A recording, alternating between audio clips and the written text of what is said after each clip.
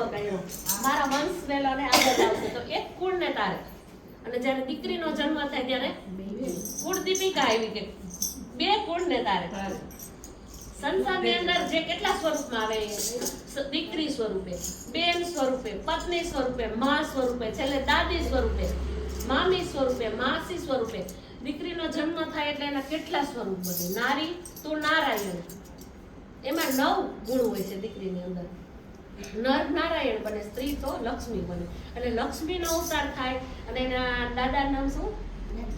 પીઠાભાઈ અને નાથીબા જેવા એના દાદા દાદી છે. એ કુળનું અવતરણ થયું છે. અને અવતરણની અંદર જો એનો 1 વર્ષનો દિવસ, એક સાલની થઈ છે આજે, તો બધાએ પાર્ટી કરે. અને આજે એનો એવો સંકલ્પ કે સત્સંગ કરીએ. તો આવા કુળની અંદર જેને અવતાર ધારણ કર્યો હોય એ દીકરી કઈ સામાન્ય તો ન હોય. એ દીકરી પણ કઈક વિશેષતા લઈને આવી હોય છે. તો જ આવા કુળની અંદર એનો જન્મ થાય. કેટલા જન્મ પછી આપણે કયા કુળની અંદર જન્મીએ, કેવું કુળ મળશે, અને આપણે કેવા કુળની અંદર આપણે પાલના થશે, અને આપણે કેવા આગળ વધશું, એ બધું પૂર્વ જન્મની અંદર જ કરેલું હોય. અને આપણને આ કુળ મળતું હોય ઋણાનુબંધની અંદર.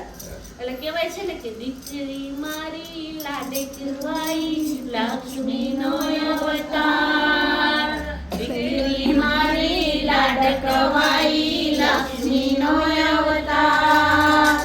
એ સુવે ત્યારે રાત પડે ને ત્યારે સવાર, જે ઉઠે સવાર.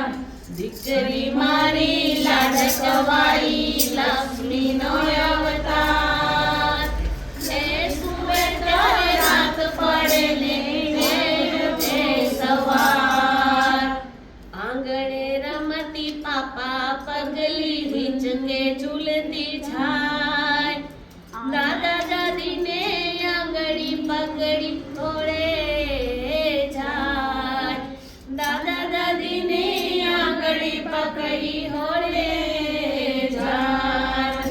દીકરી મારી લાડકવાઈ લક્ષ્મીનો અવતાર. એ સુવે ત્યારે પડે ને જાય તે સવાર. તો કહેવાય છે ને કે દીકરીનો અવતાર લક્ષ્મીનો અવતાર છે. એટલે એક પુણ્યની અંદર દીકરો જન્મે ને તો થોડા પુણ્ય ઓછા હોય, અને દીકરી જન્મે ત્યારે પુણ્યશાળી ભાગ્યશાળી આત્મા કહેવાય મા બાપે. એ ઋણાનુબંધ હોય. અને દીકરી આજે તો દીકરીને મોટી કરવી અને બહુ અઘરું છે.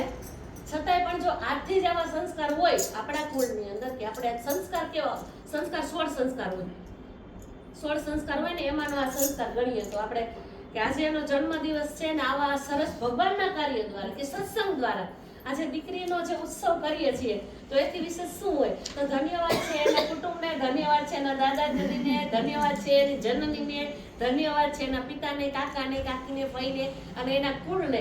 બસ એટલું જ હું કહીશ. મારું નામ ભારતી ગોસ્વામી છે. સાધુવાદ બધાને.